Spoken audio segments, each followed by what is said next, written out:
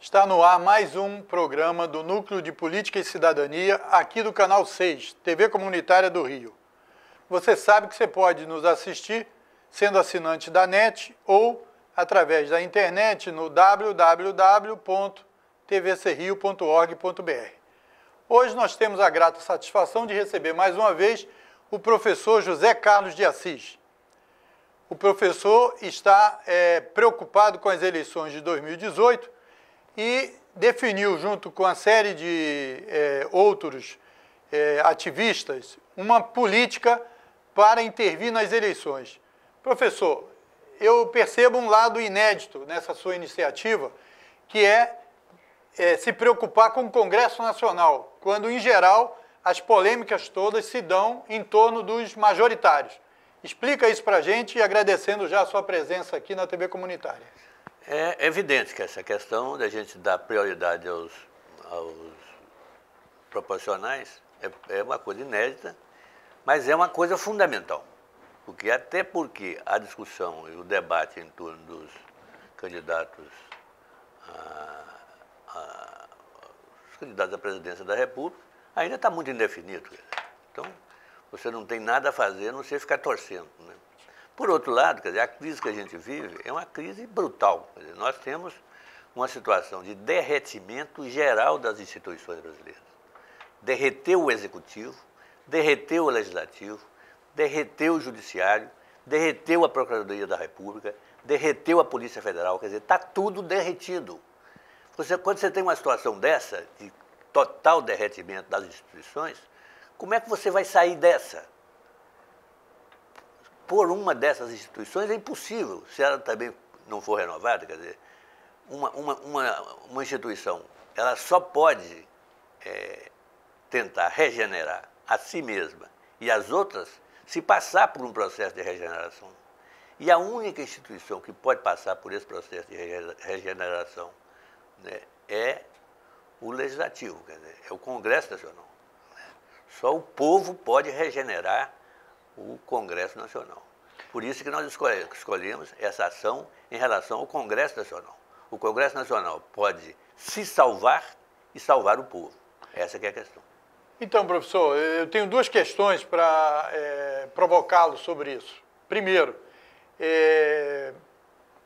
na medida que o Congresso Nacional tem um papel importante no próprio gerenciamento do país, devido às políticas implantadas na Constituição de 88, que muitos ali queriam parlamentarismo, e o Congresso sempre tem um peso grande na hora do presidente eleito ter que desenvolver a sua política. Isso tem alguma coisa a ver com essa preocupação com o parlamento em si? Não, o nosso problema é curto prazo, é outubro, porque se não tivermos uma ação política até outubro, e com a eleição de outubro, estaremos liquidados por mais 4 anos.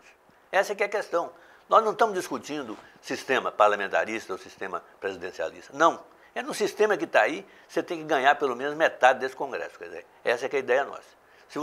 Se conseguirmos isso, nós temos condição de regenerar o Congresso. E regenerando o Congresso, você regenera as outras instituições da República. Porque o Congresso, na verdade, é a única instituição que é eleita pelo voto popular, além da própria presidência. Mas no caso do Congresso, você tem uma ampla participação da opinião pública, né, da sociedade, na eleição dos seus representantes, né? Então, o nosso medo não é a direita. O nosso medo não é o fato de que você tem poder econômico aí atuando, né? O nosso medo não é o fato de que o executivo atual, quer dizer, está colocando dinheiro nessa eleição a rodo, quer dizer, através de emendas parlamentares, concessão de cargos, concessão de ministérios, né, publicidade. Você está enchendo de publicidade os meios de comunicação, né, a partir do governo central. Então, mas nada disso nos atemoriza, né? O que nos atemoriza para valer é a abstenção. É a abstenção, o voto nulo e o voto branco. Se a sociedade brasileira achar que vai ter que votar nulo, branco ou se abster, nós estamos liquidados, porque ela vai viabilizar a direita e a extrema-direita no país. Agora, professor, se, como o senhor está falando, tem condição de influenciar e conquistar 50% do parlamento, esse número de votos dá para ganhar a eleição para presidente. Ah, claro, mas eu não sei se as coisas se transferem, entendeu? Não tem, eu acho que essa situação eleitoral está muito complicada, está complexa, né? Porque é evidente que você tem uma figura central nisso, que é o Lula. Ninguém sabe o que vai acontecer, quer dizer, eu não sei o que vai acontecer, se o Lula vai ser presidente da República, vai ser candidato a presidente da República ou não. Não sei se o Lula, escolhendo um candidato, vai transferir todos os votos dele para esse candidato ao qual transfira os votos.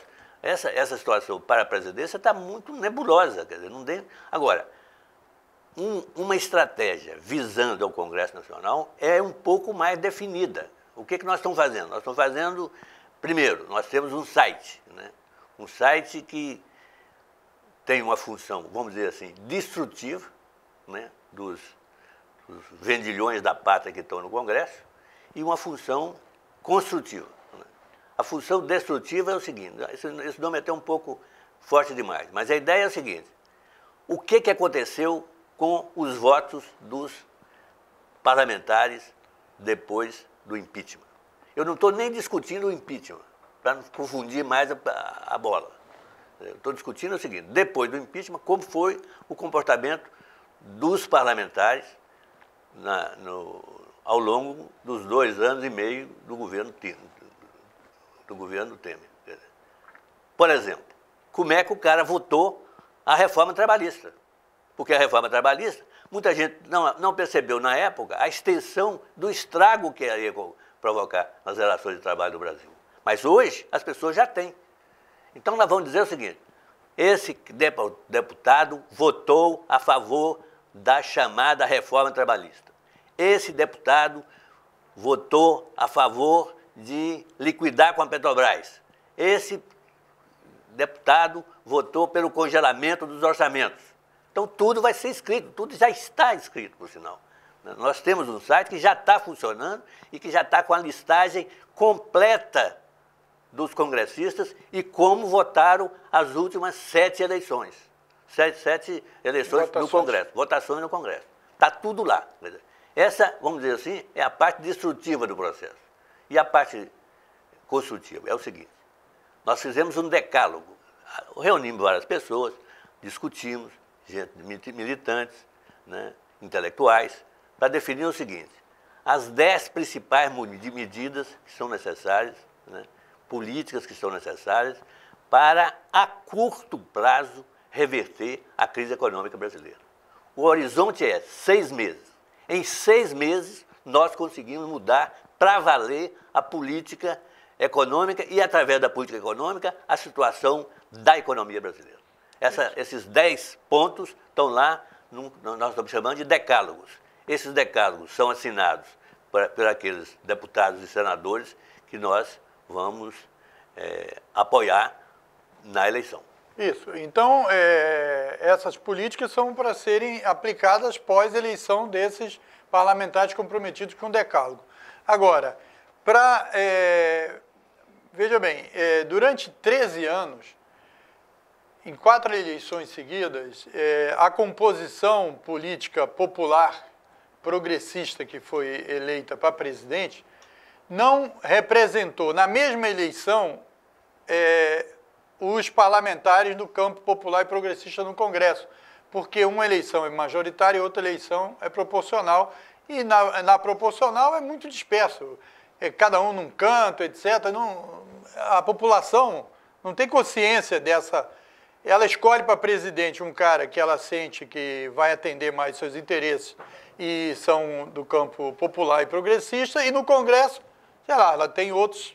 Então, como é que esse comitê, essa mobilização, que eu acho, por isso que eu falei inédito, porque vai entrar num assunto que não se debate de forma completa, porque cada um se preocupa com o seu parlamentar e tal, como é que resolve essa contradição que permanentemente vem ocorrendo? O Congresso, em geral, é um Congresso mais conservador do que o presidente da República, pelo menos nas últimas eleições.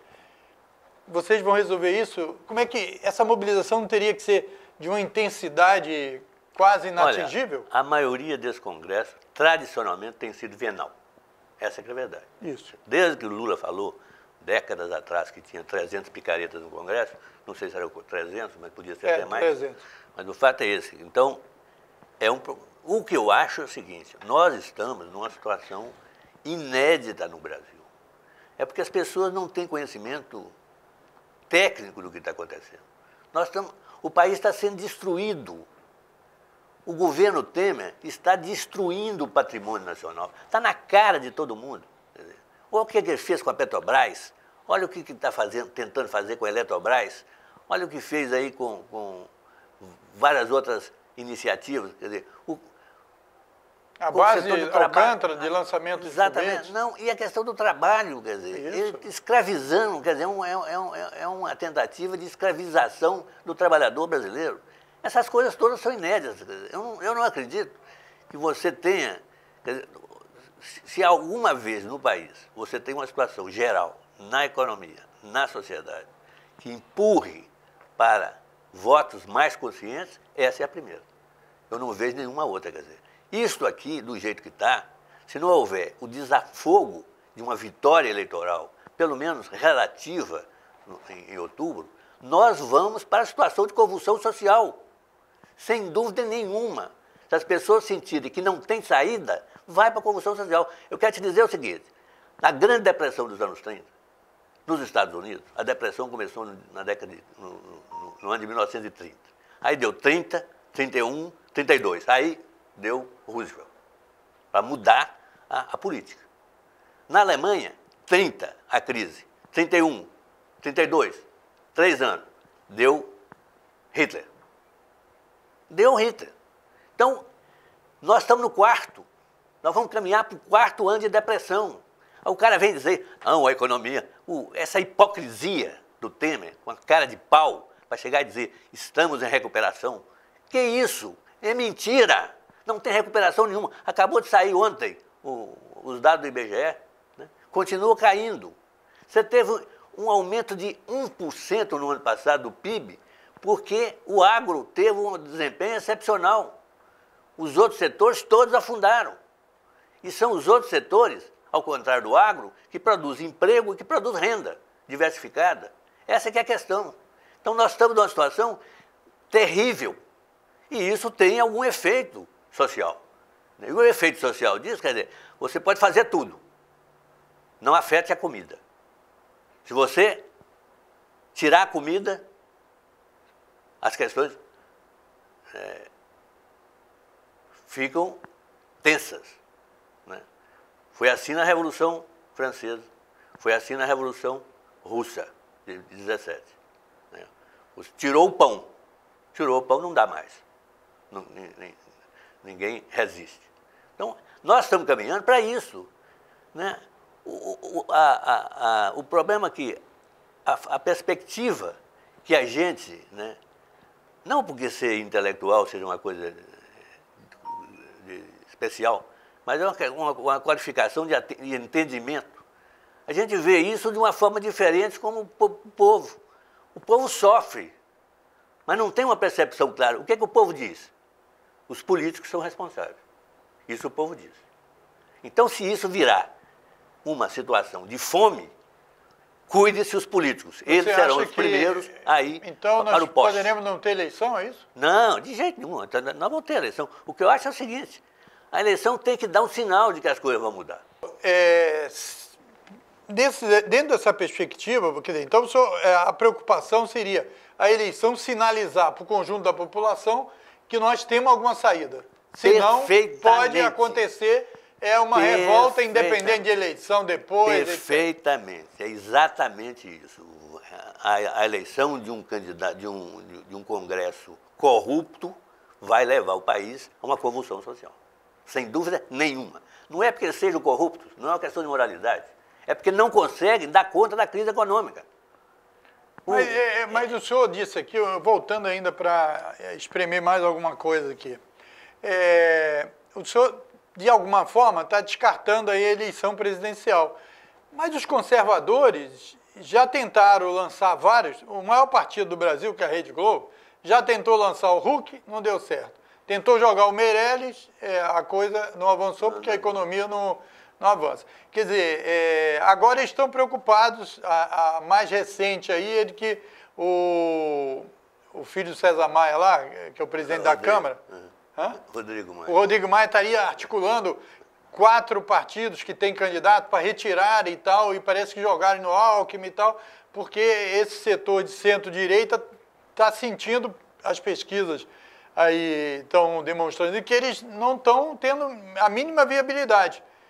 Então, isso é preocupante. Aí, quer dizer, a sua concepção é no sentido de que o principal é ter uma solução via Congresso para poder, independente do presidente, poder ter uma influência e dar um sinal à população. Claro. Não, a coisa mais...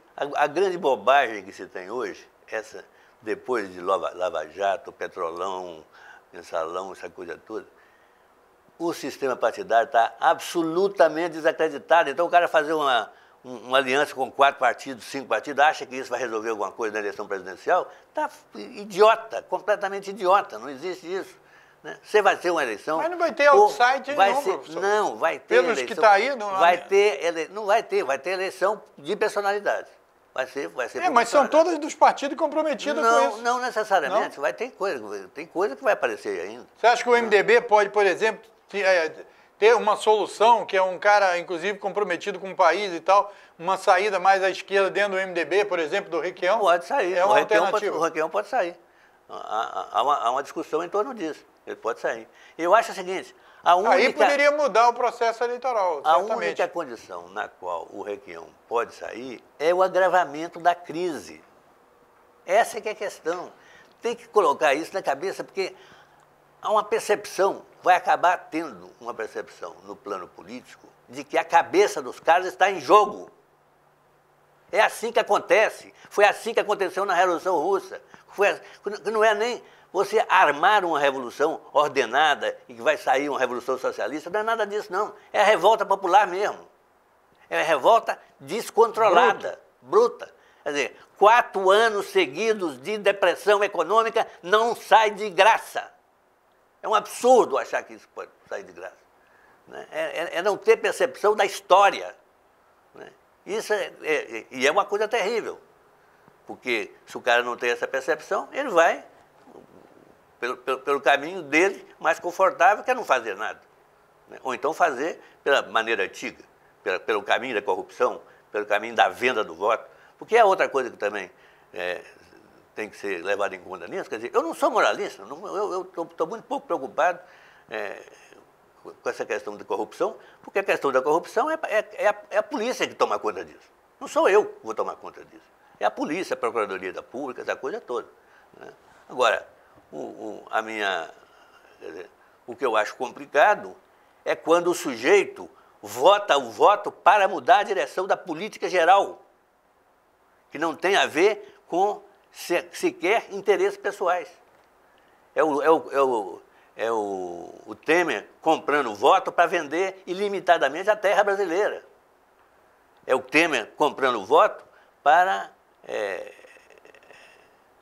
agravar a situação do trabalhador por uma reforma trabalhista infame. Isso que é fogo, quer dizer, essa compra de voto que é terrível. Eu não estou preocupado com Petrolão, com corrupção na Petrobras.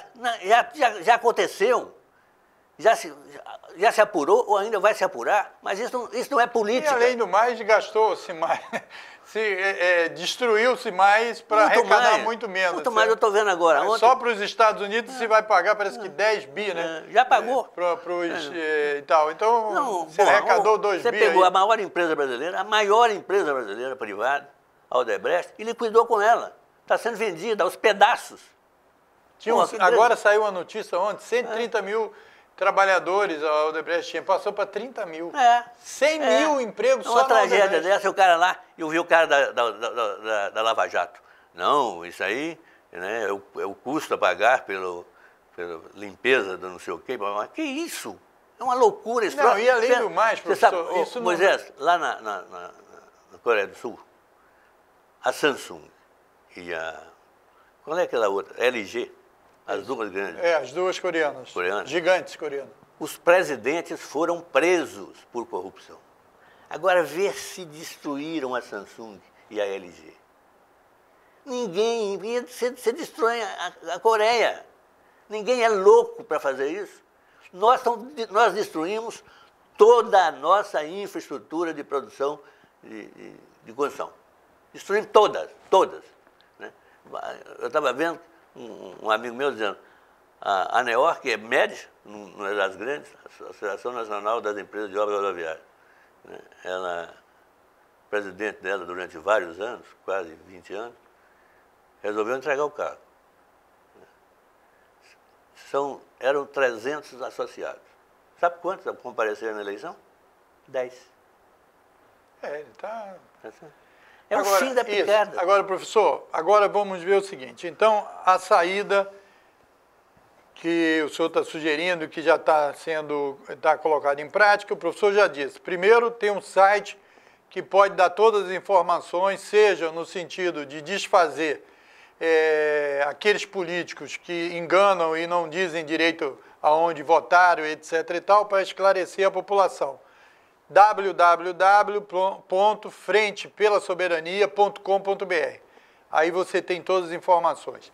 Além disso, serão formados conselhos, comitês por estados. Seguinte, aí tem o decálogo. Qual é a organização? Aí, não, você já falou. Não, a contrapartida disso é o decálogo. O decálogo diz o seguinte, que tipo de medida você muda a economia em 6 meses. Isso. Como mudar a economia em 6 meses, estão lá 10 medidas chamadas decálogo, certo? Para poder a gente conquistar parlamentares ou candidatos que vão seguir esse receituário e receber o voto popular. Exatamente. Certo? Isso. Agora, como é que está a organização dos comitês? Os comitês foram organizados justamente para implementar as discussões do decálogo. E as outras discussões também. Isso. Né?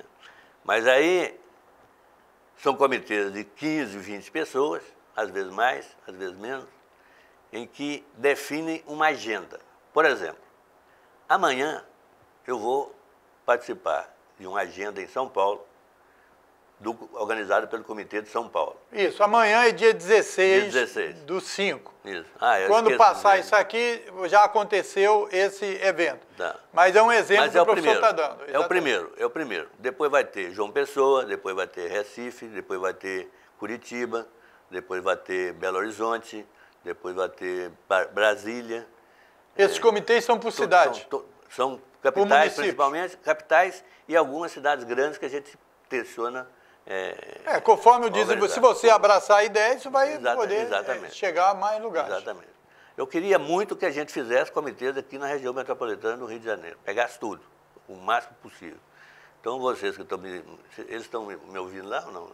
Aqui no... Eles vão ouvir pela internet, tanto pelo YouTube como pelo site da TV, www.tvcrio.org.br. E aí é o seguinte, eu vou dar até meu telefone particular se alguém quiser entrar em contato. 99766-8867, José Carlos de Assis. Né? Isso, nós vamos escrever na tela aí. Então, os comitês são para organizar a agenda. E a agenda é constituída sobretudo, de seminários, debates, essa coisa toda aberta para o grande público. A nossa expectativa, e já estamos implementando isso, é ter uma forte participação de estudantes e de trabalhadores. E intelectuais, evidentemente, de gente da sociedade civil, essa coisa toda. Então, nós esperamos que até o fim deste mês a gente tenha coberto praticamente todas as capitais brasileiras. Ou então até metade do mês que vem.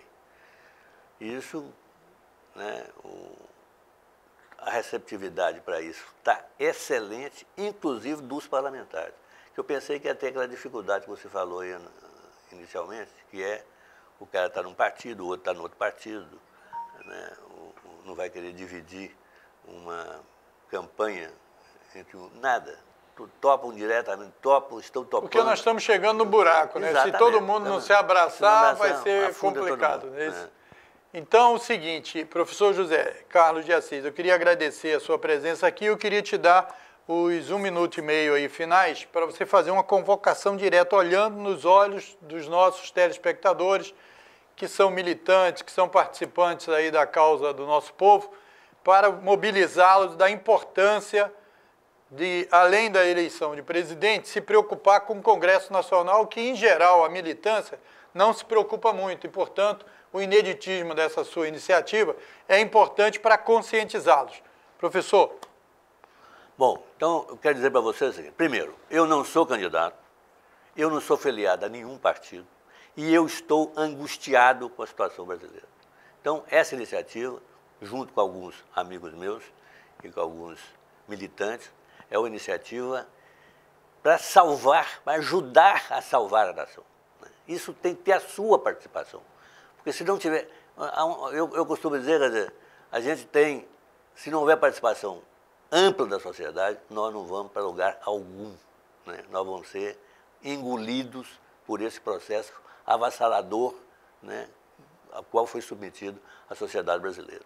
Então, é a sua participação. Eu costumo dizer, em relação, por exemplo, à internet, eu quero que você vá lá no site nosso. A ida no site nosso é fundamental. Você sabe muito bem que a internet ela vale muito mais por quem vê do que por quem fala.